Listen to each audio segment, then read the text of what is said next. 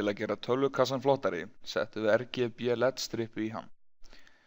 Fyrst að við vorum að setja ljósin í kassann þá fannst okkur tilvalið að geta stjórnað litunum á þeim líka. Þess vegna settum við Arduino í kassann. Til að stjórna Arduino bjuggum við til forritið Monitor CPU sem keyrir á PC-tölvunni og sendir skipanir til Arduino í gegnum USB-portið. Arduino fær 5 volt power frá USB-portinu en LED-strippan fær 12 volta power frá Molex-tenginu sem sést hér á eftir. Monitor CPU forritið sendir mismunandi litakóða á Arduino eftir því hversu mikið álag er á örgjörunum. Í forritinu er einnig hægt að velja liti óháð álagi. Við tengdum Arduino inn í kassanum eins og sést á þessari mynd.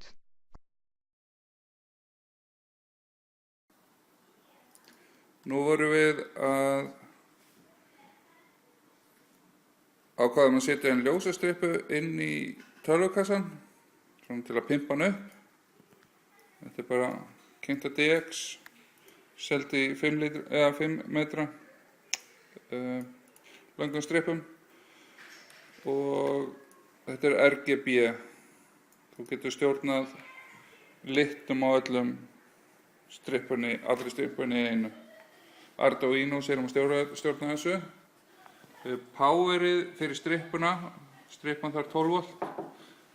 Það er tekið hérna út úr Molex, heitir það ekki? Molex tengið. Hérna er 12 volt og þetta er bara mínusinn. Og það er bara dregið, við tökum það hér inn, hérna inn. Á Molex tengi eru 4 vírar, guli vírinn er 12 volt, 2 svartir eru ground og rauði vírinn er 5 volt. Já. Við erum að nota 1 ground og 12 volt. Já.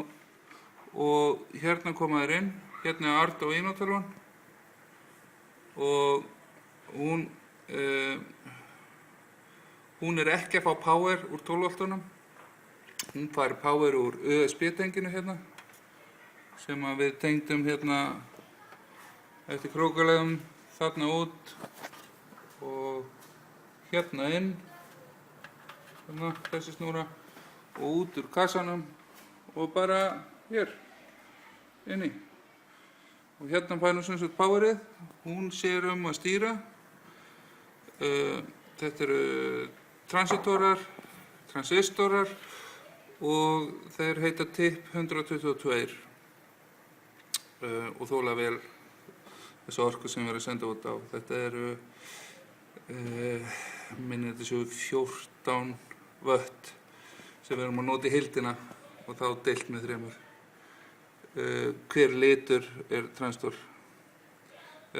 fyrir hvern lit. Hér koma snúrurnar út. Það er semst rauður, grænn og blár. Já, ákveðlega. Snúrurnar út. Við vöðum hérna bara utanum svo hafa ekki áhrif á rásina. Svo tökum við það hér niður og beint í strippuna. Og þá svo líndum við þetta náttúrulega niður. Þurftum að lóða þetta saman, allt saman og ég veit þetta er ekki glæsilegt en þar sem ég er ekki atvinnumaður þá er þetta bara fyrirgefið. Nú erum við búin að loka kassanum, forritið er komið í gang og það keyrist upp þegar tölvan ræsist. Nú ætlum við að sýna litaskiptin óháð CPU-notkun. Til þess að opna forritið þá hægri smellum við á bláu ljósadíóðuna hérna niður í horninu, smellum á sjó. Þá fáum við upp 3 litastigur, rauða, græna og bláa og getum fiktað með hana eins og við viljum. Getum fengið eiginlega hvaða lit sem að er, hvítan og fjólbláan, kannski bleikan.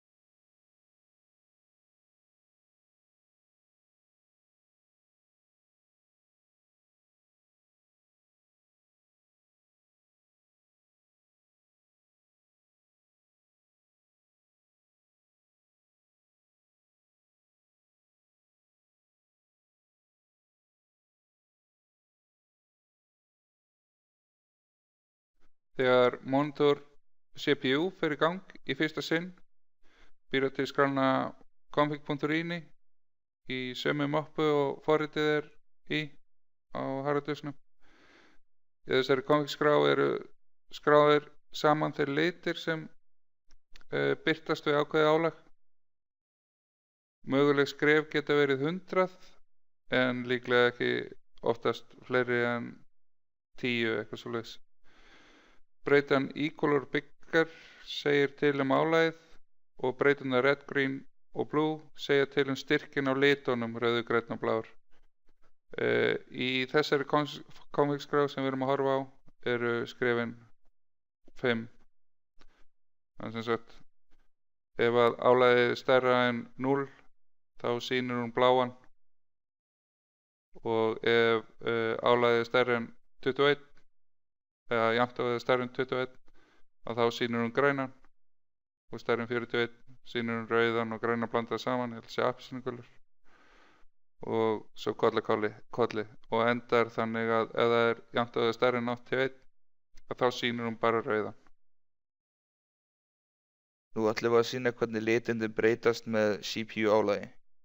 Hérna erum við forrit sem heitir Prime 95 sem leggur álag á örgjörvann. Við ætlum að byrja á max álagi, svo ætlum ég að slökkva á einum þræði til þess að minnka álagið. Þá sést hvernig litindin breytast með álaginu.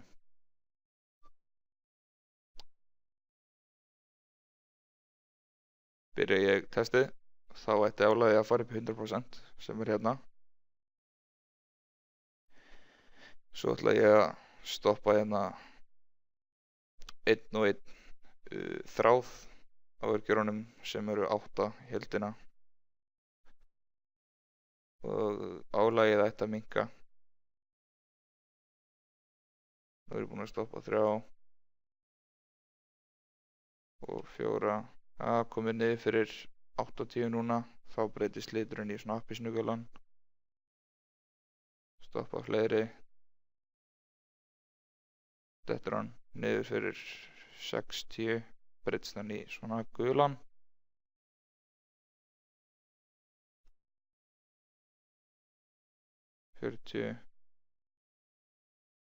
Stoppa á þessu alla. Þetta er að fara niður í grænan og svo bláan.